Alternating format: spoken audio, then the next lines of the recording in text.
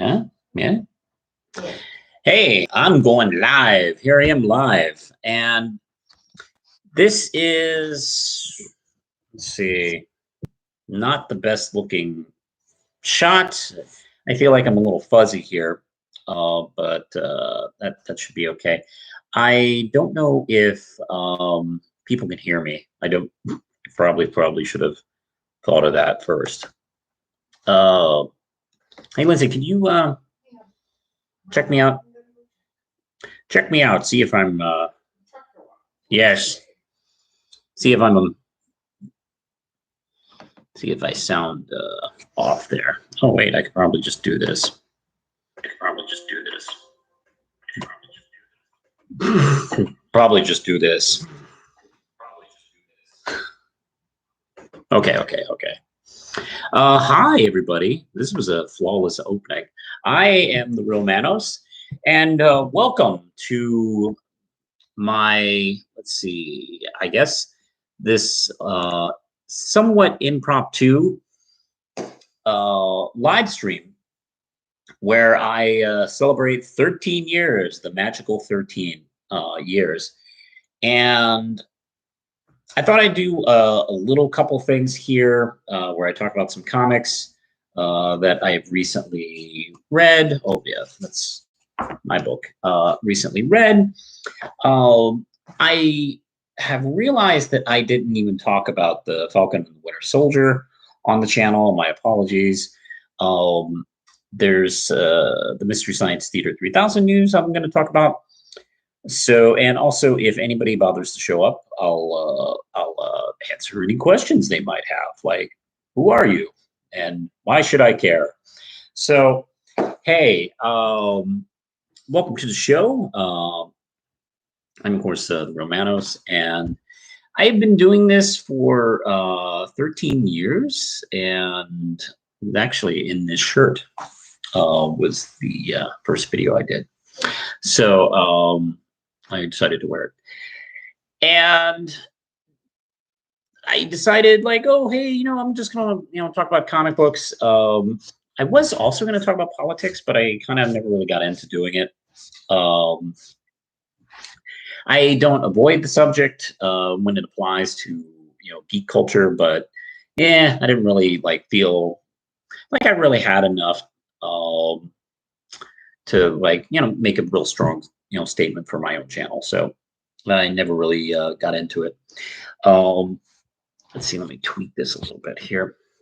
So hey, my first video I did was the MCU first Iron Man film with what's that guy's name? Robert Downey Jr. Yeah. And I talked about, I gave it a good review. I gave it I think 4 out of 5 RAM chips. And I think that's even, can't remember if that's even before I came up with the RAM chip system. But I also talked about a preview that I had read about the upcoming Zack Snyder Watchmen film. And so that was fun.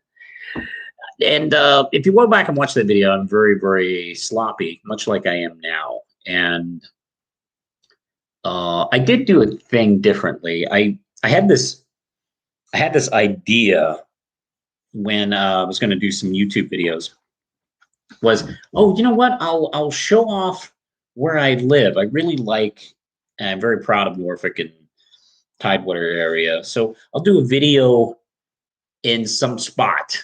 And Lindsay quickly talked me out of that. She absolutely hated the idea. And I'm glad she did, because that probably would have gotten really, really messy very soon. I would have had to have asked people permission to be in a certain place. I would have had to compete with traffic noise like I do now, and jet noise, and people. So that was really a bad idea. I'm glad I only did that once, and I just want to say hello.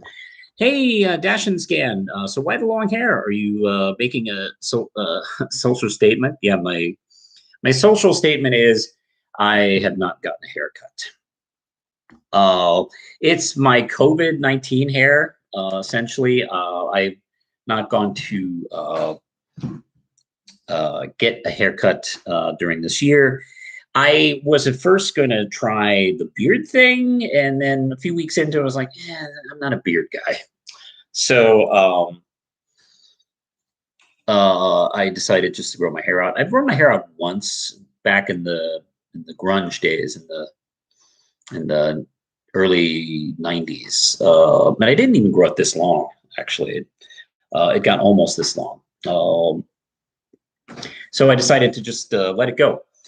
I haven't decided yet if I'm going to cut it after I get my second vaccination. I don't know. I think Lindsay would like me to cut it. A lot of people I talk to say, no, keep it. It looks awesome. I don't know. I might. But I don't know. We can let the viewers decide. Do you want me to keep the long hair or not? You can tell me here at the Real Manos channel. Also, I have not produced the same amount of videos that I used to this past year. Let's see, despite quarantine and having a lot of time to do shit, I have not been doing shit. And I've been writing a lot. I've kind of become a small businessman with Manos Publishing and producing the Red Knight comic book. So that, takes some work. I'm doing Kickstarters and, just getting the book out there. Really, that takes some stuff. But I also wrote for a Geek for Fun's channel a couple times this past summer, writing Batman audio dramas, which was fucking awesome. I highly recommend doing it. It's great. Hey, Jedi. Let's see. Jedi says, nope, just cut it. Come on. It'll be fun. So I guess you say cut it, right? Get a haircut. We'll see. I got one vote for yes to cut my hair. So yeah, this past year, I'll be honest with you. I'm gonna be straight here. I'm gonna be real. I'm gonna be totally off script. This past year, I got really discouraged about doing videos, and in the last few years, since I lost partnership with YouTube and I broke off with the other YouTube channel I used to work with, I noticed, my numbers kind of like dwindling. And I've noticed that kind of thing has happened to a lot of YouTubers, even people way bigger than me. So it's been kind of discouraging, really, to keep doing videos, especially when I work like a few weeks on a video and no one watches it. That's been kind of, when I had a few of those happen this past couple of years, that started to get really discouraging. So I've been trying to decide if I was going to continue with the channel, really, but I don't know. I think about it, and when this channel has been good, it's been fantastic, and I've really enjoyed meeting people through this whole experience. I've enjoyed working with people, like the gang over at the Crisis Team. I just fell in love with, and as well as the team I've worked with Geeks for Fun, fantastic people. And I don't know. I don't think I'm done, is what I'm saying. And I've been very discouraged, and I've been very close to quitting. But I don't feel I'm done. But I feel like I've got to change some of the shit I'm doing. And I haven't fully figured out what that is yet. So I apologize. I hope this shine isn't too good. What I'm thinking about doing is doing more live streams and I have a Twitch, but I don't really use it. I think I'm probably going to do more live streams on both channels, and see where that takes me. And kind of live, do things beyond YouTube. I mean, I have a TikTok, and you can do live things on TikTok if you have a certain amount of followers. So I don't know. I'll see about that. I like TikTok, and plus my thoughts don't go that long. So maybe a minute is about all you can take of me. That's not bad. Maybe a bad idea. Excuse me. So I got Nightwing and Dash and Scan here. That's great. Hi everybody. Thanks for joining me. I'm the Real Manos, and this is your Real Manos 13th anniversary. And this, feel free to have this as a Q&A. You can ask me anything you want about all things Real Manos, Red Knight, comic books, geeky stuff. I don't know, just Avatar, just whatever the hell you want to ask me about. And I'm just gonna talk a little bit. But yeah, I kind of want to get that out of the way because I've been really close to quitting, and I don't think I'm going to stop. I'm kind of just going to have to reevaluate how I've been doing things.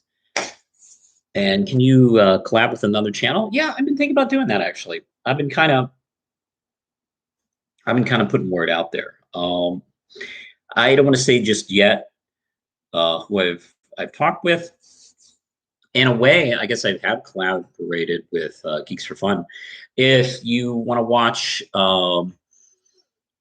they have an audio drama for Batman, and I wrote an episode called The Dreamstone Caper. That's part of the Batman Echoes of the Night.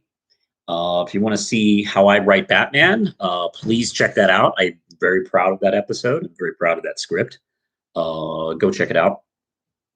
And I've been talking to a couple people, so I may kind of like get more involved in doing that kind of thing, like I used to. I used to do it all the time. Unfortunately, some YouTubers I know kind of quit. Like Gotham Girl quit, and let's see, Channel 23 doesn't really. He does some videos. Actually, I shouldn't say he's quit, but he doesn't do videos as much as he used to.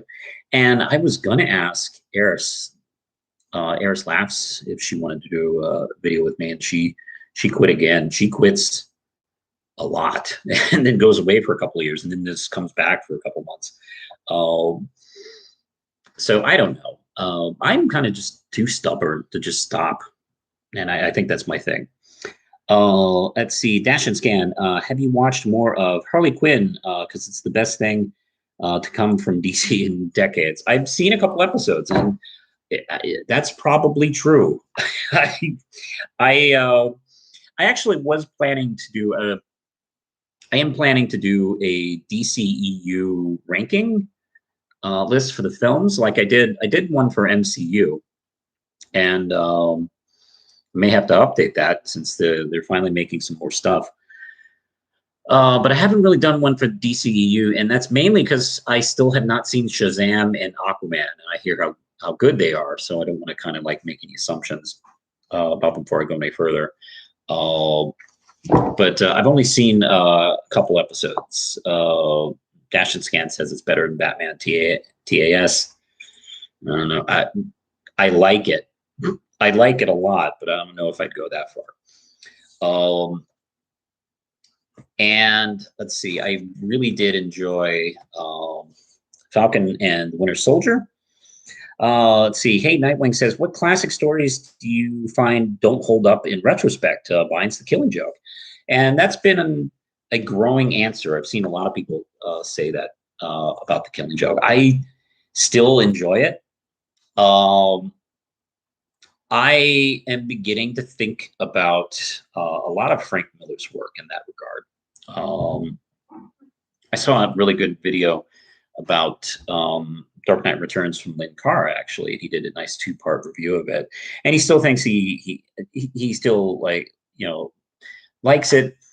But the thing is, with a lot of Frank Miller's great work, is you unfortunately, now knowing where he has gone as a creator and as a person, you see the seeds of that in his earlier great works. And I gotta say, it's still not in Daredevil Reborn. which is amazing. I still think that holds up. Um, but you see like the little nuggets that eventually grew into his work kind of appear in some of those pieces. And I do wonder sometimes if they've been misinterpreted. That would probably be my number one answer right now is Dark Knight Returns, which I can't believe I'm saying. I mean, it's still great and important. Don't get me wrong, but um, it is negotiable. You can talk about its flaws, and I it has been tarnished. I feel like it has been tarnished a little bit over the last few years. Let's see. Hey, I got some other people here. This is nice. I got Joel Davis here. Have you been enjoying Amphibia? And hope the finale airs soon. Yeah, that would be nice. Man, what a punch in the dick what that was. It was about around what 6 o'clock, 8 o'clock the night before it was premiered that they said, sorry, it's going to be postponed. We can't tell you when it is either. If they had told us when it was going to air, that would be not as terrible. Or if they hadn't so heavily promoted it and really built it up. Like, I can't wait to see what happens. And I know it has been leaked and you can probably find it here and there, but I do not want to, I don't want to watch it that way. I'm very excited about it. I was going to do a video about season 2 once I was done watching it, and now I have to wait for that, I guess. Let's see. Dash and Scan, $5 says that you will go as $5 says you $5 says that you will go far by the time you finish season 3. Yeah. Lancaro video made me think of that question. Yeah. And you know what? Here's the thing. Before I go to the next question, I think it's a good thing to reevaluate classic work, and that goes for film, TV, literature, comics, art. Just we should always be asking those questions, and and not try to forget how important something is, but kind of see where the holes are. I think that's important, and because sometimes I'm beginning to wonder if we took some of the wrong lessons from Dark Knight Returns. And I think there's some ideas that Miller incorporated that I don't know if he seriously wanted to push these as hard as he did. But we kind of picked up that ball and kind of maybe went the wrong way. I've been thinking about that. Let's see. Who would you rather be president? Lex Luthor, Norman Osborn, Judge Frollo, Darth Sidious. God, they were all dicks. Yeah. Luthor. Because they were doing something interesting when he was president, where he was like, you know what, I have such an ego. I'm going to be the best president. Fuck everybody else. So he kind of did good things because he wanted to be seen as the best president. So I don't know. He can be manipulated because of his ego. It is just so gargantuan. He's at least better than those guys. And I know I sound like I'm defending Biden. At least he's better than this piece of shit. But yeah, I mean, out of that group you gave me, that would have to be my answer. Let's see.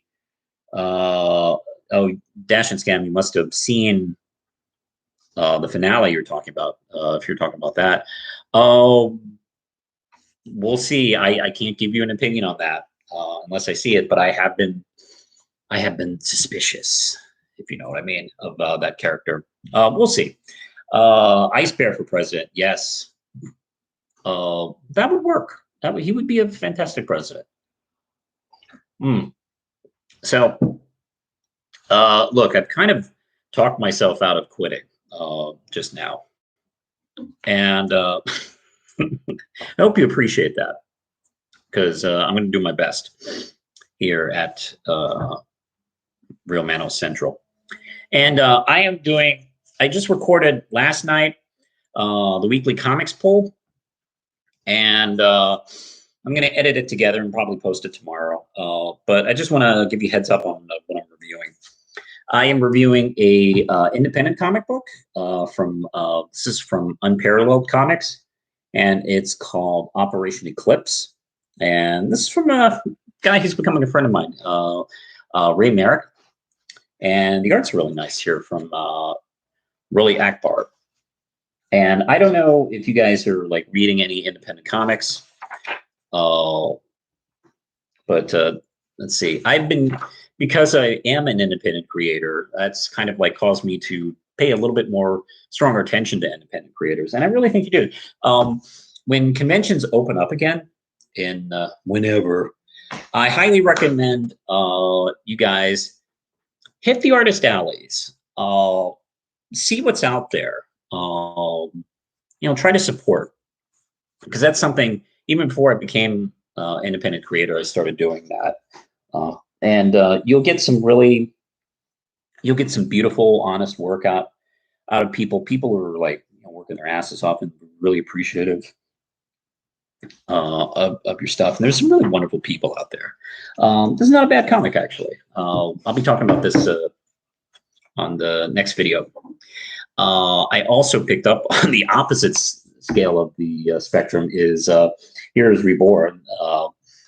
And this was fun, I got to say. It's basically Jason Aaron and Ed McGuinness doing kind of a DC reboot of the Marvel Universe, just like taking the Avengers out of the timeline and see what happens. The art's gorgeous. I know some people shit on Ed McGuinness's work. I don't know why. I think his stuff is gorgeous. And this was kind of fun. And they make Jason Aaron makes an interesting choice by making Blade the point of view character, which, we don't really you see him kind of in that kind of vein for this kind of stuff. So that was really cool touch. This was really fun. I like that. Amazing Spider-Man is great. They're doing this wacky thing with his roommates. I actually am enjoying this story arc better, the Kindred story arc. And American Chavez is very good. This is, let's see, I'm not familiar with this team, Vasquez and Gomez. Maybe they've worked on other things I haven't read, but this is really strong.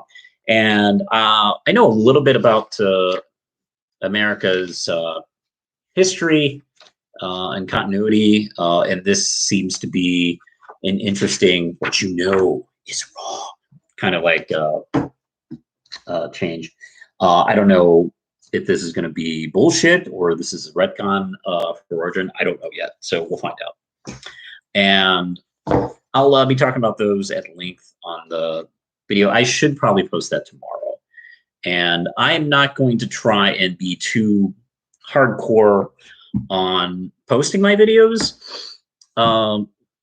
because I don't know, that's probably pressure I don't need. So what I'm going to do is post the comic book reviews when I can, which I think is the way I used to do it. I did it when I could. Let's see, Dash and Scan. Speaking of indie creators, have you read any web comics? I turned into Elmer Fudd for a second. Any stuff on Webtoon? Actually, funny you asked that. I am working alongside of people who are huge Webtoon fans, and one of them, a coworker, actually today sent me a link to something. I haven't had a chance to read it because it got home 8 and that's it. That's all I've done today. But I'm actually about to start, checking out some stuff, and throw me any recommendations. I'm happy to hear about it. Maybe I'll even start like talking about it on the channel here, because I'm going to do that as much. I'm going to continue to talk about Marvel because I love Marvel, and I did quite a bit of independent comic books, and I am going to start talking about a little more manga. I have gotten pretty hardcore into Junji Ito over this past year. Basically, my two new obsessions from 2020's quarantine is Junji Ito and the Avatar universe and Legend of Korra. I won't shut up about any one of those three things. And I'm sure Lindsay would appreciate me talking to someone else about them.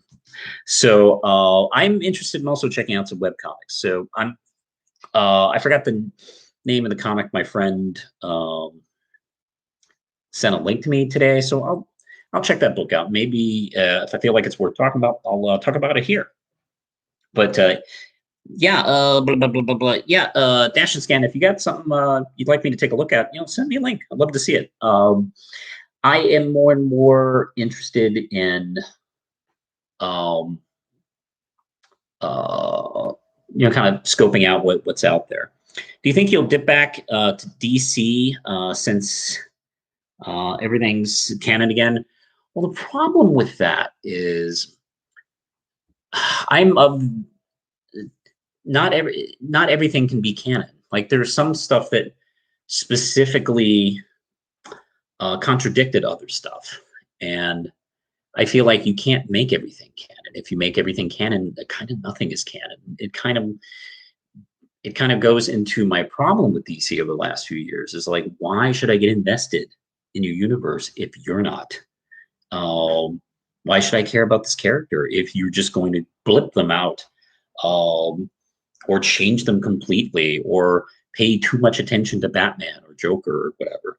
And it's frustrating. And it's, I love these characters too much to see them dealt this hand.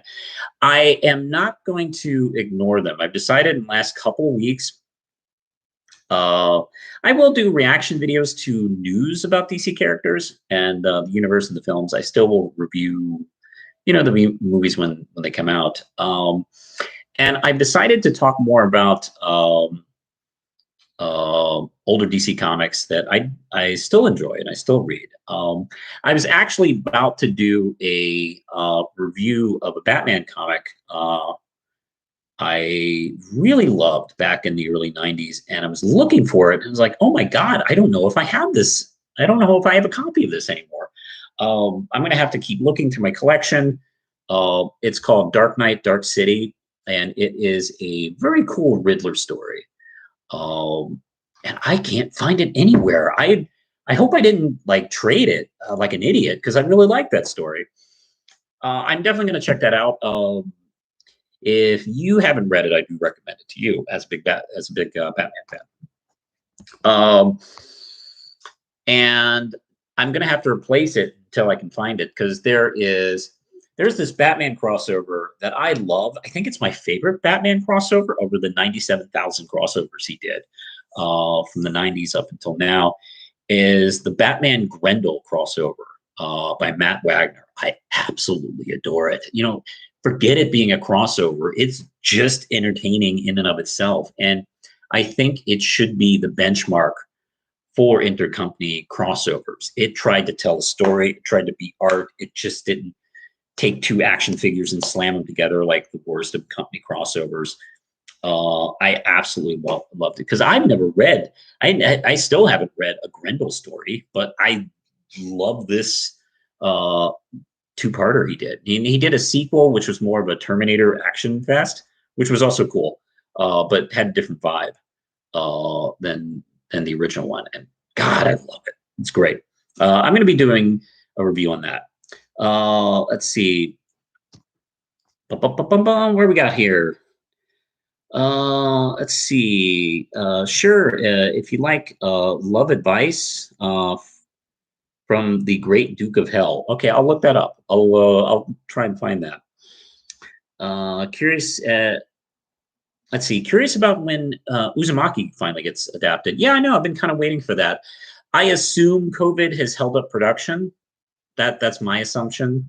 I know it's held up uh, animated projects here and there. I feel like it's held up the Owl House season 2 production, so I assume Uzumaki isn't any different. So we'll see. I'm kind of waiting for it. I hope they do it in black and white, like that trailer. I don't know if it's meant to be in black and white or they just did it for the trailer. But the music and the imagery looks really good, and I'm very excited to see that. Do you think Christian Bale should have been Anakin Skywalker? I got an idea watching Equilibrium. Let's see, he looks like a younger Sebastian Shaw, who looks like a younger Mark Hamill. I don't know if he auditioned for it. Fun fact, he actually, as a young man, auditioned to play Robin in Batman Forever, which is kind of adorable now that I think about it. So it's possible. I mean, he could have been one of the many, many, many actors. And if he did audition for that and didn't get it, just Lucas, you don't cast as well as you used to think you did. That would have been a bad mistake. Because holy shit, Christian Bale would have been amazing Anakin Skywalker. He plays guys like that, for just as a hobby. I mean, good Lord, he can play characters like that. And I don't mean to diss. I can't remember the name of the actor. The poor guy who plays Anakin, and he's supposed to be coming back to play Anakin. So I wish him well, and then I hope he gets I don't know, a better second act playing this character. But a friend of mine actually just recently posted something about acting when it comes to the prequels, and I was thinking about how we've all taken pot shots at some of the actors in the prequels and stuff like that. So I'm of the opinion that no actor ruined the prequels. I think if the acting is bad, it's because George Lucas at the top. He is not an actor's director. Harrison Ford famously said when he was trying to get through his script for the original Star Wars, it's just because you could write it doesn't mean you can say it. And Lucas kind of, I don't know, I've seen footage of him directing his actors in film, and yeah, he's not very helpful, and he doesn't seem to care about getting the performance out of his actors. And I think, look, when you're an actor and acting is like any job. If the boss doesn't seem to give a shit, why should you give a shit? Look, you're in this costume, you're being paid all this money to do this thing, and a blue screen in front of things you can't see, and the boss isn't very helpful. I'm like, okay, fine. That's the performance you get. So, I mean, I hope insane madman Christian Bale would have done a better job, which I'm pretty sure, because I think he sees aliens and monsters anyway. Let's see. Thoughts. Okay, Nightwing is talking about the thoughts on the Cowboy Bebop live action series. I'm still conflicted on it myself. I am not. I'm gonna check it out. Look, if it sucks, fine. We got the original. It's fine. And it's something we can bitch about forever. But if it's good, then great. I think this might be fun in live action. So I'm gonna see it and we'll see. And if it's bad, fine. Look, it happens. If DC and WB adapted Fables into a series, would you make it live action or animated? Or I'd probably go animation. And I don't know if I'm the person to ask for that, because Lindsay was a big fan of Fables. Yes. And okay, how would you answer that question?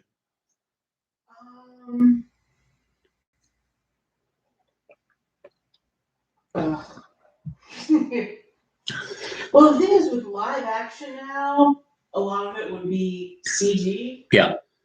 So it's kind of animated. Yeah. Animated would be fun. There's not enough animated series like that. You know what I was thinking? I was watching an episode of Amphibia the other day, and I got into my head like what would happen to what would happen if you tried to make a live action Amphibia, and how would you do that? And then I thought puppets, Henson style puppets to make Amphibia, and I think that would be a good way to do Fables, because if you look at, for example, like the Dark Crystal or the Dark Crystal TV series, I think that would be really cool, especially if you mix in like fish out of water humans, or with Fables, man, just do like got a combination of different. I'm a big fan of doing a combination of different art styles and art forms like CG and 2D and puppetry and just anything you can put together. And I think that's kind of a great way to go about it. Because it would depend on where in the story you are. Yeah. Because the first story arc is a murder mystery. Yeah. So it's very human. Yeah. But then you get down the road later, you go to the homelands, and there's more magical creatures. Yes. And things. So it really depends what part of the story you're in. Exactly. And if you're in Jack of Fables, they're at the farm where all the characters who can't pass as human, that's where they are. They're upstate at a farm. Yeah. So, yep. all the talking animals and stuff are there. And I think that's our answer. We'll go with puppets. Puppets. I love puppets. Yeah, we're definitely doing that. Let's see. Nightwing, conflicted. Let's see. Was a bad choice of words. Nervously interested is the right words. If it's good, and it's not, yeah. I think that's, I agree. I think that's a good way to go about it. That's kind of still the way I am with the Avatar live action thing, if that actually still happens, although I'm much less interested in it than I was with the news of Avatar Studios. And my mind is just a buzz about what they could do, because for those of you who are watching who maybe haven't heard about this, like Nickelodeon had announced that they're doing Avatar Studios, which is a animation studio head up by the creators of Avatar themselves, and they will be doing new film series, miniseries, one shots. It's going to be on streaming services and the Nickelodeon channel. It sounds almost too good to be true. This is like, if you had asked me as a fan, like, what would you want? And I'd say this, and they are doing it. So I'm kind of confused. I'm not usually that well fed. Also, I have a big advantage in being a Avatar fan of 2020, a new fan in the last year. So unlike old school fans, I didn't have to wait that long for this. I had wait a year, 2? Cool. Sorry you guys had to wait 15 years, but no, that's how it goes. So I'm excited to see more of the original cast. I'm excited to see Legend of Korra cast back. I'm very interested to see what they do in between. In the past, a lot of people are talking about Kyoshi, and I'd love to see that. There's talk maybe we'll see the Avatar after Korra. I don't know. But what's cool is they don't have to focus on just the Avatar. We can see some of the side characters finally shine. I am all into this idea. I've always wondered what a Avatar Doctor Who crossover would be like, just for the hell of it. I don't have any thoughts on that. I'd dig to see more story focused on the Red Lotus. I'd love to see the Red Lotus. And I'm going to say this right here. I'd love to see the story of their growth and their eventual attempt to kidnap Korra and their capture, and also being portrayed by Unalaq. I know a lot of people call him like the worst Avatar or Korra villain, but he does some shit. Like he betrays his brother, gets him kicked out of the North. He, geez, he manipulates this whole situation of season two. He tries to be the evil Avatar. He gets a huge win by separating Korra from her past lives, which is something I don't think anybody's done to an Avatar ever. And also the stuff with the Red Lotus, like uh, he does for a boring character, he does a lot of big, terrible shit. Um, I'd be very curious to see about that. And I mentioned this on Twitter just before I went live, and I don't know if I want to put this out there as much in case somebody else is doing this. I have a feeling Sokka was killed by the Red Lotus. I just do. It's the last thing we've heard about Sokka in Legend of Korra, and I still haven't read Ruins of the Empire, so I don't know if there's any mentions or anything like that. But the last thing we hear about Sokka is that he and Korra's dad and Zuko and a couple others, they fought the Red Lotus to save Korra from them. And I just have this bad feeling that's where his story ends. So that would be fantastic story. Like maybe if it was all about, maybe if they did a mini series about Sokka from the end of the original series up until his death, and also we'd get some answers about his relationships with Suki and Toph and how that went. That's probably my number one choice right now after returns of the other shows and Kyoshi. Let's see. Let's see. I will say Korra Book 2 ending. Let's see. Did lead the question in What If Val 2 was. Yeah. So I don't get the point of adapting a story from the visual medium of anime to live action, which is just another medium.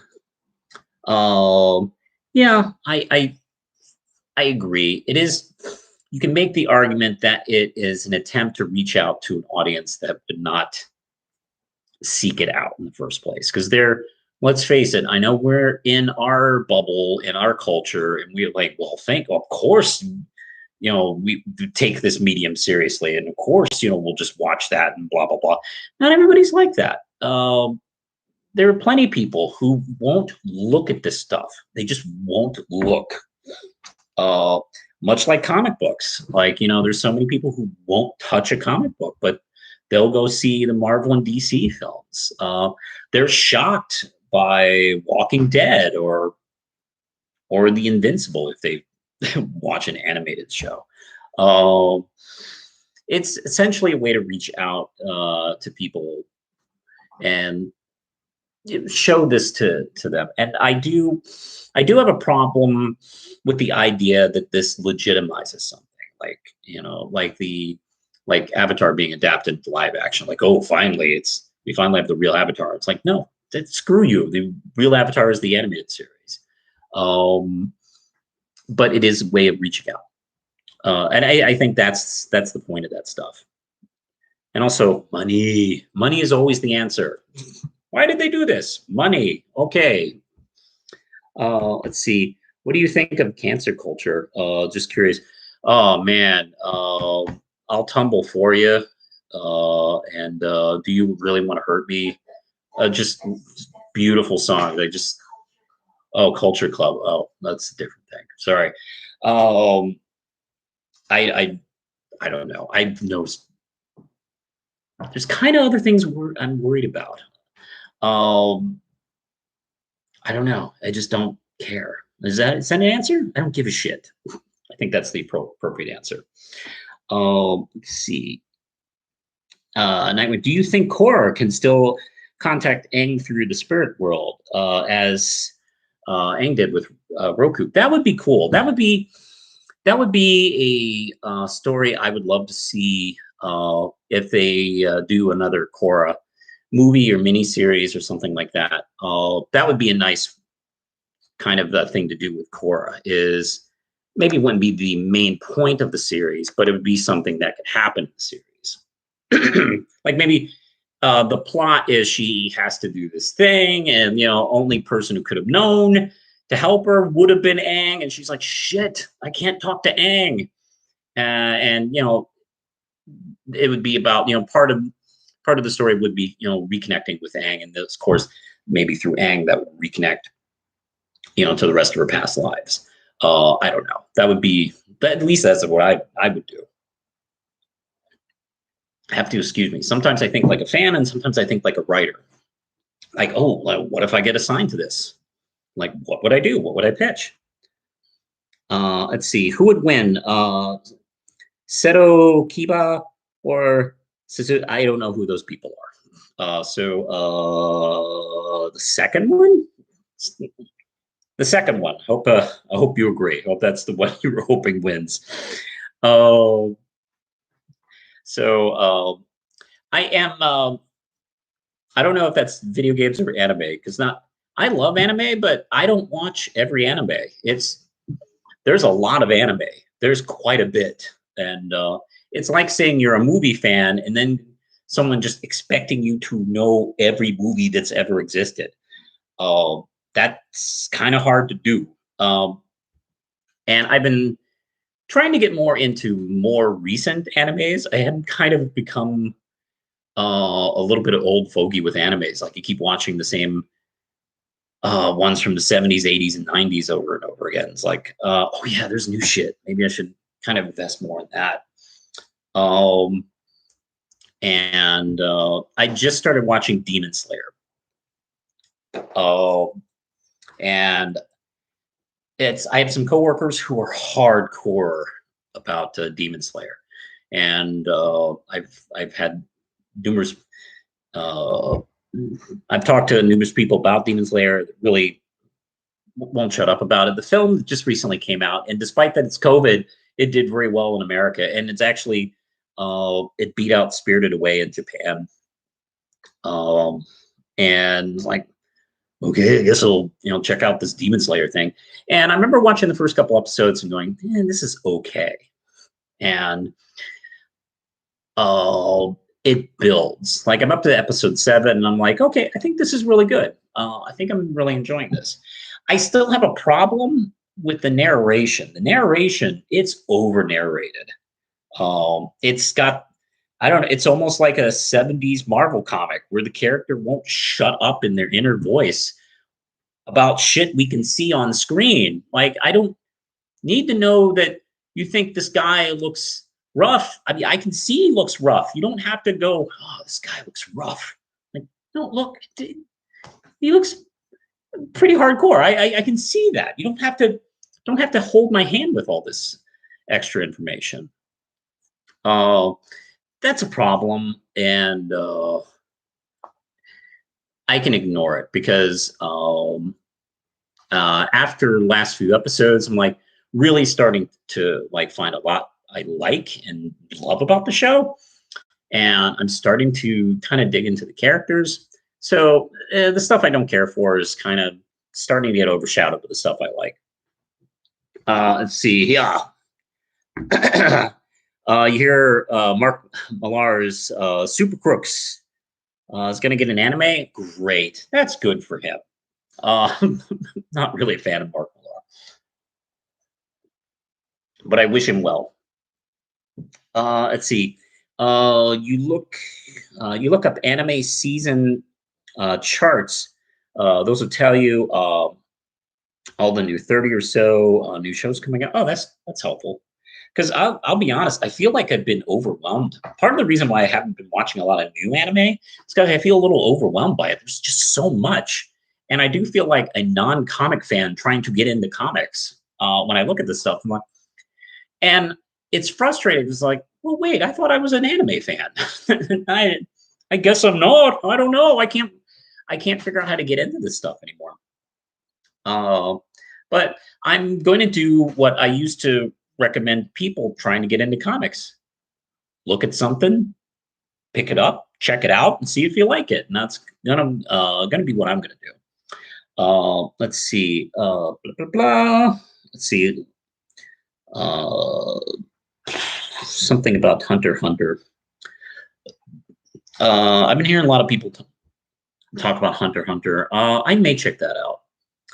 Uh, but right now I'm going through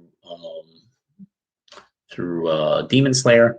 I don't know if I'm going to get into One Piece. That is like that's like getting into Law and Order. Like, that's a lot of shows.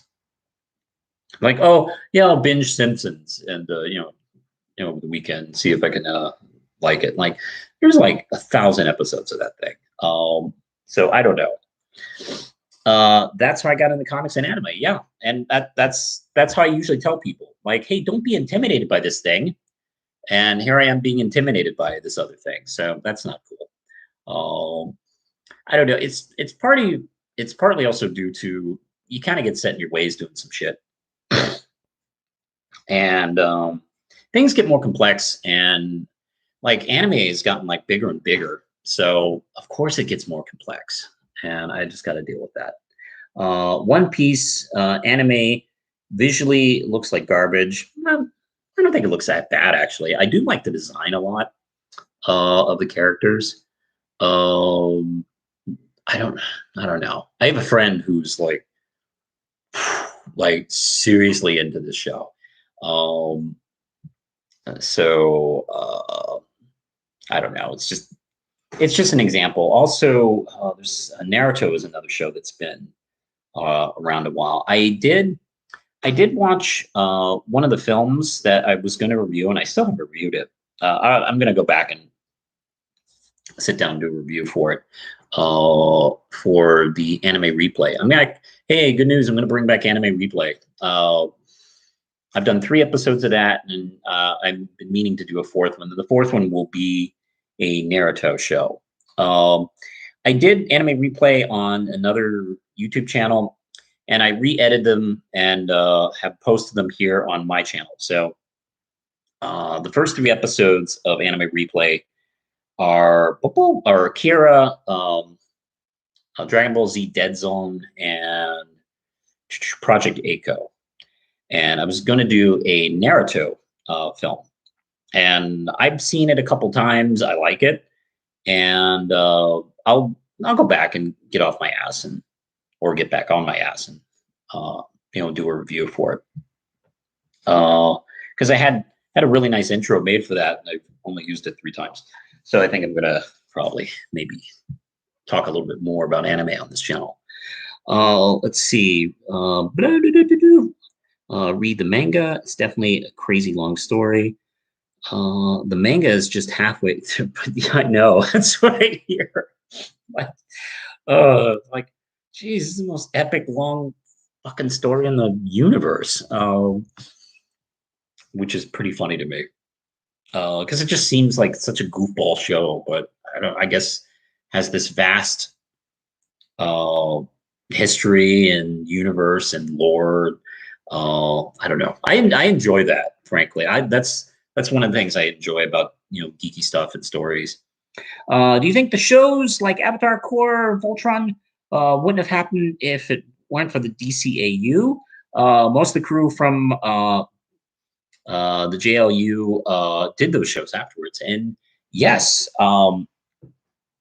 I've thought about doing this as a video. Actually, is Batman the Animated Series is one of the most important Western animated series ever created, and its shadow is huge. It really did change how Western animated shows were done. You can actually see the difference of shows before Batman animated series and shows afterwards, with storytelling and animation and the voice acting. Like everything is different. Like if you watch an average episode of, I don't know, He-Man or G.I. Joe, and then you watch shows after it, like, oh, I don't know, like Spectacular Spider-Man or Avatar, or even crappier shows like the Mortal Kombat show.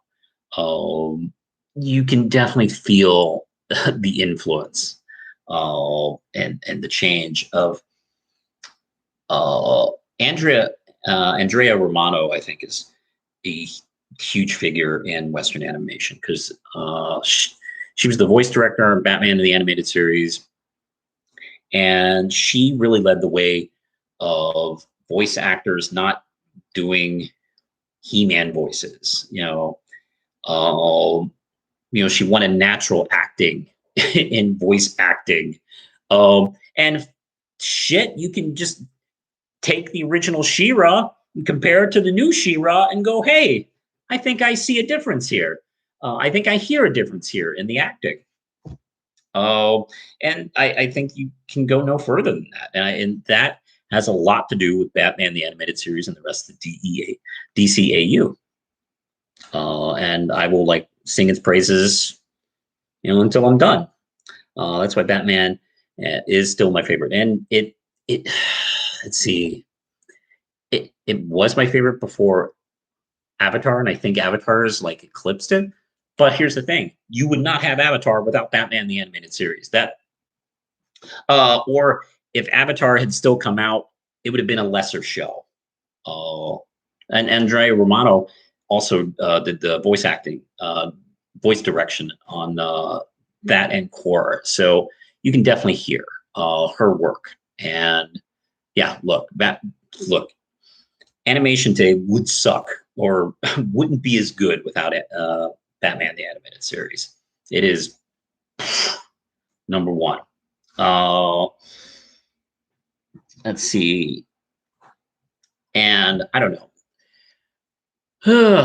Maybe I should do a video about that because I have this thing where I've been thinking about each decade, going back to the 50s with Western animation. There's one show that kind of chose the direction of animated shows each decade, and Batman the Animated Series was definitely the show of the 90s. And you can make an argument of a couple of shows for the 80s, like it was probably He-Man was the most important show of the 80s because I think it was the first and one of the more successful of the toy shows. And everybody's like, "Fuck, okay, we got to get into this toy stuff," and that kind of like really did, create a certain direction for shows. And then I don't know if Avatar. I suppose Avatar has to be probably the most important show of the 2000s, and the 2010s. I gotta say, Adventure Time is the most important show of the last 10 years, and I think it changed what you can do with storytelling, and much in the same way as things were changed. And it's so funny because a lot of kid animation or family-friendly animation, I felt was more mature than adult animation in America. Because like adult animation, I don't know, since the 90s has been farts and poops and awful sex jokes. And in kid animation, well, they can't do like dick jokes, but they can do material about trauma. They can do material about like dealing with anxiety, and you've seen that now kind of ricochet back up into adult animation, because I have started to see that in some adult animated shows where just a few years ago it was Brickleberry, and now it's like Final Space, I think deals with that quite a bit. Rick and Morty deals with that, and Rick and Morty is a funny show because it at times mostly feels like a South Park show, and then occasionally deals with some really serious like storytelling and writing, and that has a lot to do with a lot of the family friendly and the Cartoon Network shows, and specifically Adventure Time. I don't think you'd have Infinity Train without Adventure Time, and Infinity Train is one of the best shows I've seen the last few years. I think it's just brilliant science fiction. Forget if it's a kid's show or adult show or whatever. So, that's kind of, I don't know if that, I may have like not answered your question. Sorry, but that's kind of what I wanted to do is like, just chat about stuff like that. Hey, we are getting to an hour and I just wanted to do an hour here. Actually, it is an hour. So look, hey guys, I decided not to quit YouTube, and thank you for joining me for this show tonight. And I want to try, I don't know if I can promise this every week, but I would like to try doing a live show every Sunday night. Hey, Lindsay, is that okay with you? Okay, because I want to work around your schedule. Okay, then good, that's doable. So how about, hey, I'll be trying to do more live shows. And also I could use the live shows, excuse me, as a way to kind of catch up on news that I forgot to make videos about. And shit, I didn't make a video about Falcon and Winter Soldier, and I love that. I didn't even think of it. I have some comic reviews I'm going to post tomorrow. I have a Mystery Science Theater video I want to talk about because they successfully funded season 13 for Mystery Science Theater 3000 through Kickstarter again. I definitely want to talk about that because I'm very excited about the return of Mystery Science Theater. And I think that's it. I think I'm just look, guys, you just convinced me. I'm gonna stay and I'm gonna keep doing this because I love doing this and I love you. And I don't know what the hell else I'm gonna do. So yeah, that's gonna be kind of what I'm gonna do. Let's see. I got a couple of people here. Oh crap! I did forget. The best-selling world in comic. I suck at typing. I suck at typing too. So don't worry. All right. I think that's it. Like I said, upcoming videos are going to be the weekly comic poll, where I'm going to be talking about these comics. I'm going to be talking about Mystery Science Theater's season 13 Kickstarter, and something else good, something good too. I don't know. Maybe I'll talk about Junji Ito's Love Sickness, which I just finished, and I'm quite a fan of this. So yeah, I'll be talking about some other stuff.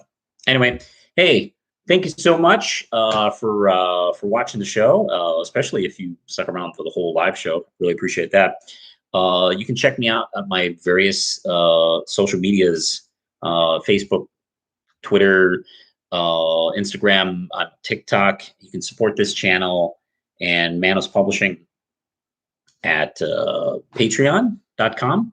And let's see, if you like me and you think I'm kind of somewhat tolerable, I write a really cool comic book called Red Knight. It's available at Manos Publishing in print and digital.